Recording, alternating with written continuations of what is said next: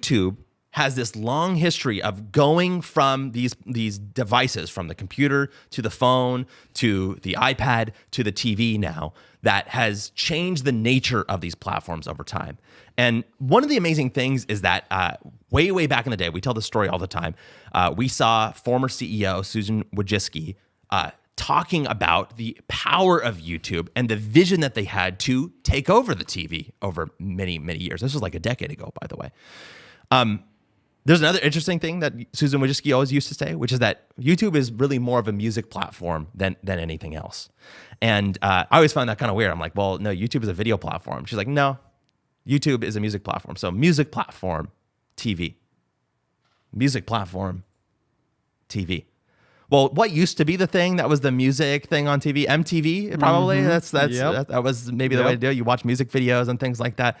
Well, when YouTube came around, it basically killed MTV right away because guess what? More than anything else, people wanted to watch music videos when they wanted to on YouTube. And you didn't want to have to wait, right? TRL, you didn't want to have to hear a host and a celebrity talking in between every video. I remember this era. I didn't even have MTV, right? But when I would watch it at my friend's house, it's still annoying. You have to wait a whole hour to watch 6 music videos or whatever. That's why, that's when DVR became more popular because people wanted to choose to watch their, entertainment at their own leisure. Want to talk about what killed DVR? YouTube, right? Music videos was such a significant part of YouTube's success. I even talk about this in relation to Justin Bieber. Justin Bieber really put YouTube on too, because he used YouTube like as a marketing platform, never thinking he's going to ultimately become probably the most successful creator of all time. Isn't that Usher found him singing in like the street or something, right? Yeah, that's how he got discovered. From a video, I don't know if it was specifically YouTube, but still music, not just music videos, was a huge part of YouTube's rise to fame. And one piece of that story was something that you sent me the other day. You sent me this message just a couple of days ago that had this link to an Instagram story that talked about Vevo. And just to read from this here, it says, what was Vevo and where did it disappear? Why did it disappear overnight? And you sent me this after the fact saying, do you even remember Vevo YouTube videos? Now it's all gone. Potential working title for a topic for CSP. I can explain later. Well, why don't you explain now? Yeah. So I just talk quickly about MTV. I love music videos. I just thought as a kid, it just made sense to watch a music video along with the music. You get both experiences. Why do you think I love Michael Jackson so much? You get to see his whole performance. It was like a whole entertainment piece versus just like an audio listen. So music videos were the greatest thing. And then when YouTube came on board, it was a great way to consume those. But those were all kind of illegal uploads. Those, like, people were uploading the music videos and they didn't have the rights to. So it was just like this hot mess of like squashing these uploads because the labels still own the rights to them. They were probably like DVRing those from the TV and then maybe even uploading those DVR things up because to YouTube. It was the Wild West back then. Okay, from 2005 to 2008, anything went. It was crazy. And that's why I think like when Judy joined in 2008, that was like such a beginning point because before then, it was just, you could find like all kinds of crazy stuff on there. So music labels, they wanted a piece of the pie. They needed a way to get this content out onto YouTube specifically, but still gain the rights or like retain the rights and potentially make money. In comes Vevo, okay? Vevo created a platform outside of YouTube, okay, where all the videos were collected. They put the Vevo stamp on it, and they were the ones that created Vevo channels for the artists. Back then, they used to have 2 channels for every artist, and it was always annoying. When I say annoying, at the very beginning, I was always wondering, like, which one should I go to for the real video? And Vevo almost always won because Vevo was doing it proper, right? Sometimes these music artists, their teams are horrible. Wait, so explain to me really quick. What was the separation between the two channels? Vevo owned channel for the artist. Okay. And then the artist owned channel for the artist. And so Vevo had the rights to post things like certain you're saying. music videos that the labels wanted to go through Vevo because Vevo was the one like that takes care of the back end. I'm not going to go into the article, it explains better, but everybody remembers Vevo, and they if you really are a fan of artists, you remember there's oftentimes two channels for artists. So Justin Bieber had his own channel, and then Justin Bieber had a Vevo channel too. And then one more question. So would Justin Bieber post his own music videos on his own channel as well? So there'd be multiple? No, because Vevo was getting the rights. Or they had the legit music videos, and then they would like rehash working it with the onto labels. their own. Okay. Yeah, so my understanding then just to recap here is that Vevo came into the scene is what you're saying. Yeah. They were sort of the music labels, like maybe like Love Child in a certain way. Like all the music labels are like, we're going to collaborate, make this thing so that way it has success on YouTube. We're going to make it so that way we can create legit versions of the music videos on these platforms. And they're protecting the rights and the value, right? The ownership of them by being the entity that's kind of doing it. Okay. But there was still a separation between the music video Vevo platform and the artist. Remember in 2010, we didn't think about any of this. So, okay. We're just like, hey, wherever the video is, and Vevo usually clicked, we just clicked. Okay. And sometimes the music video would be on the artist because they weren't using Vevo, but we didn't really care. Okay. I'm just saying there was a question. There was this question mark. Well, fast forward. Are you going to talk about it, or should I talk about it? No, you what tell happened? me everything. I don't know. Fast forward, and if you're wondering why Vevo's not around or it's not significant, because YouTube did something that crushed the whole business model for Vevo. They created Content ID.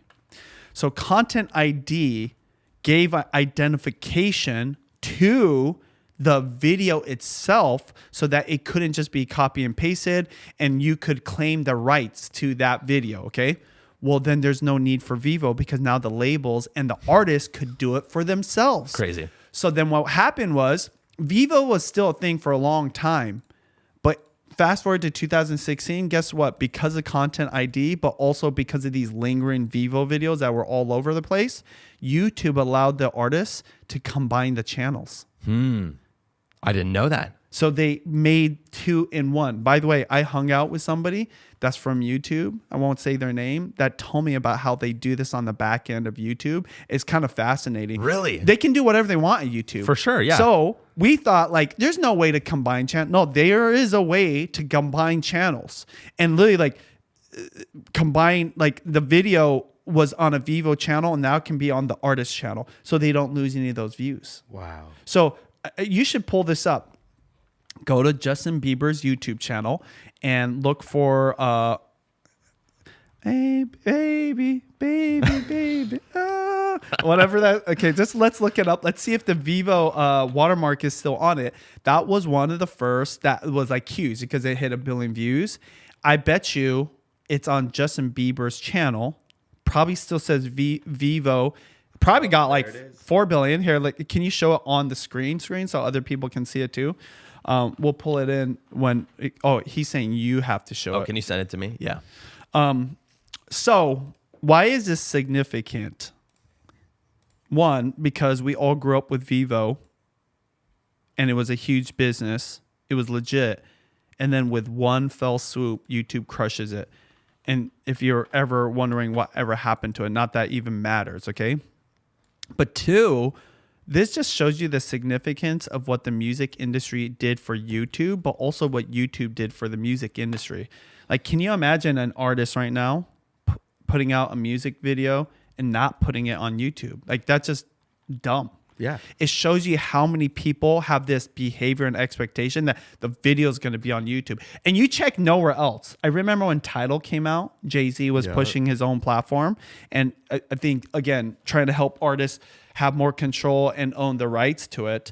But I don't think Tidal's nearly as significant as Jay-Z wanted it to be. Like, YouTube is just too big of a platform. So, okay, we're going to pull it up here. We got it now. So, Justin Bieber's channel. Go to the baby one. Go that. And well, then here most I can even see like 3 weeks ago, there's a Vevo thing even on this like live performance as an example. They're still part of the thing. I wouldn't be surprised if he maybe has like some kind of ownership. Justin Bieber, sorry, 10 years ago, 4.1 billion views. Vevo, right there in the bottom left corner. Okay, Justin funny. Bieber, baby. I like that video, but that's like not as old as the one I'm talking about. Baby. 16 Go years to baby. ago.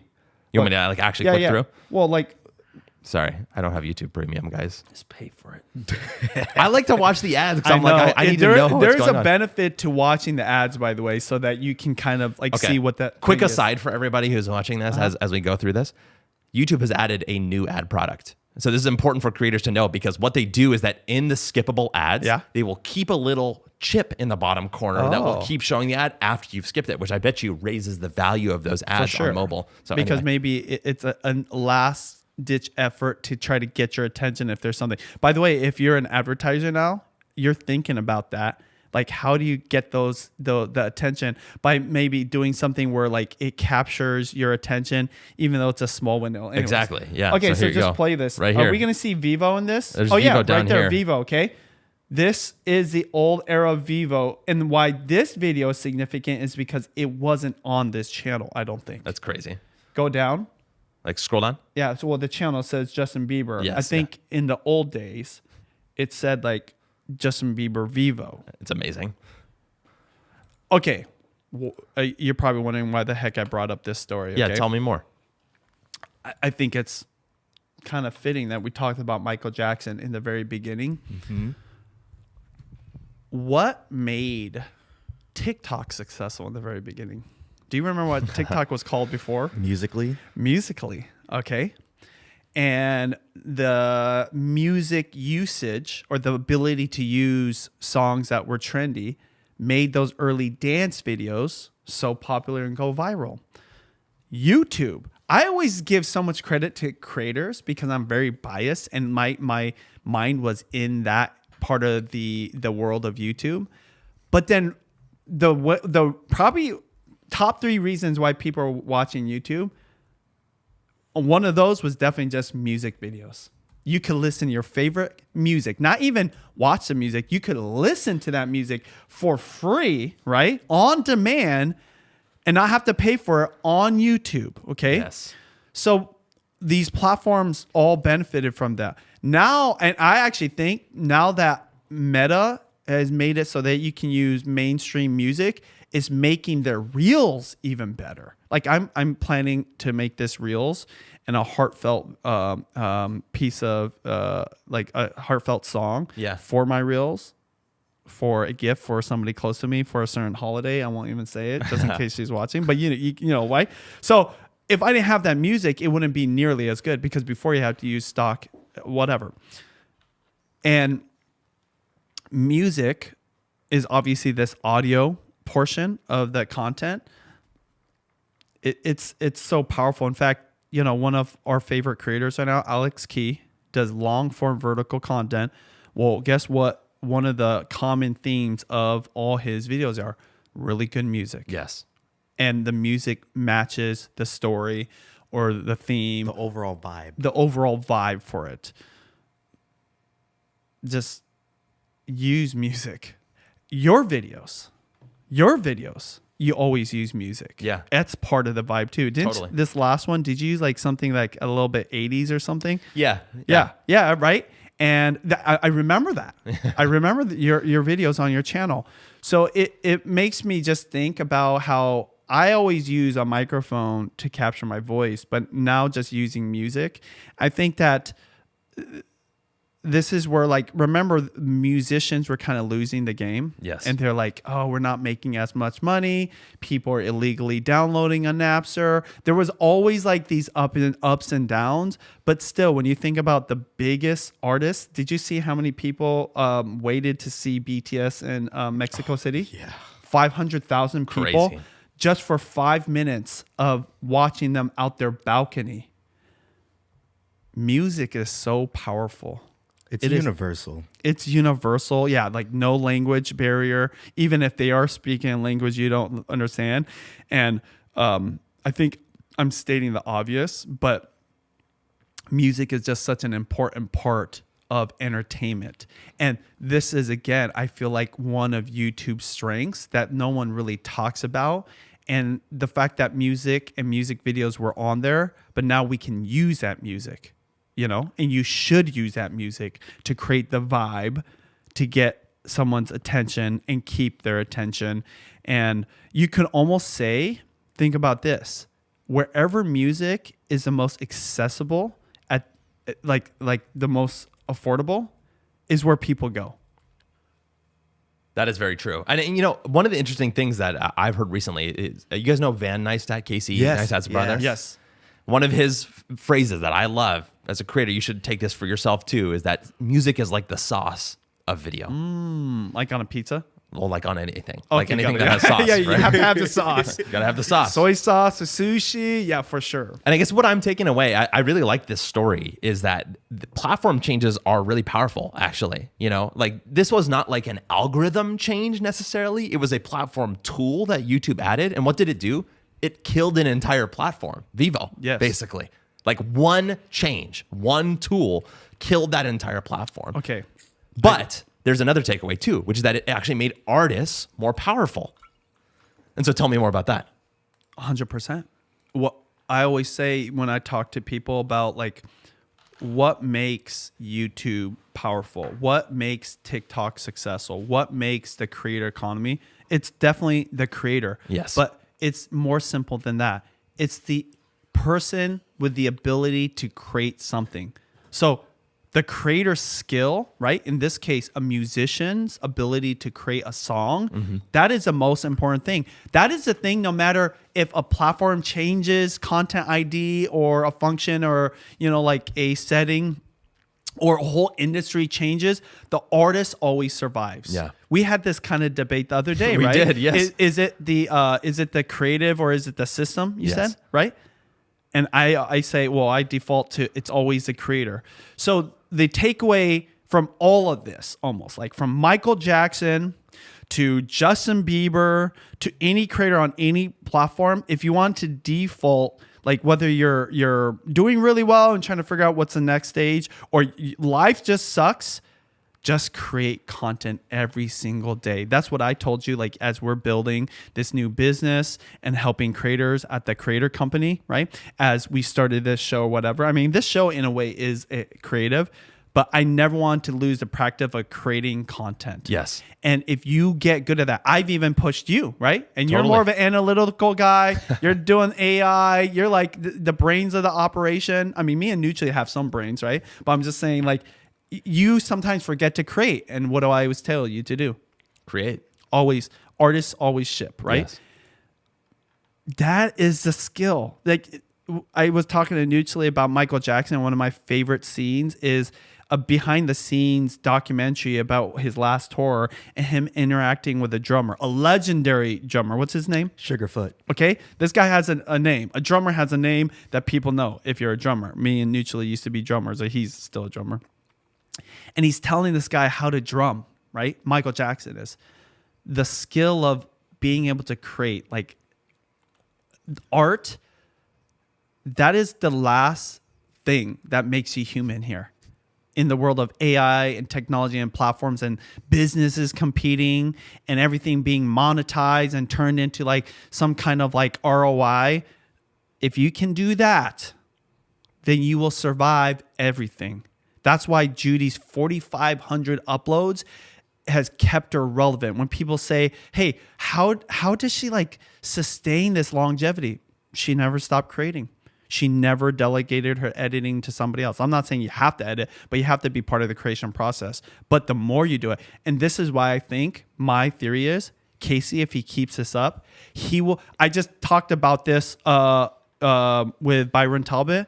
His best days might be ahead of him, and that would be wild because he was like at a peak in whatever 16, 17 that like who could ever top that? No, yeah. And I think, and this is why I think Mr. Beast is losing because he's so far removed from the creation process. Casey never left. He never left the creation process. He just took a pause. But whenever he creates a video, it is 100% him from ideation, shooting to editing. So if you want to learn from the best people, I'm putting my wife in that. and Casey Neistat, and you look at why Justin Bieber is continuing to succeed. I watched his Coachella performance, right? On the laptop. And freaking like killing it. People loved it. And people were like poo-pooing all in. Like, oh, he didn't really prepare. It seemed I mean, I think it was legendary. Like, it's the modern day kind of like, F you, I'm going to do what I want kind of thing. And it worked. And then we all obviously started with the greatest of all time, Michael Jackson. The ability to create art, whatever that is the one thing you should be focused on if you want to be a successful creator.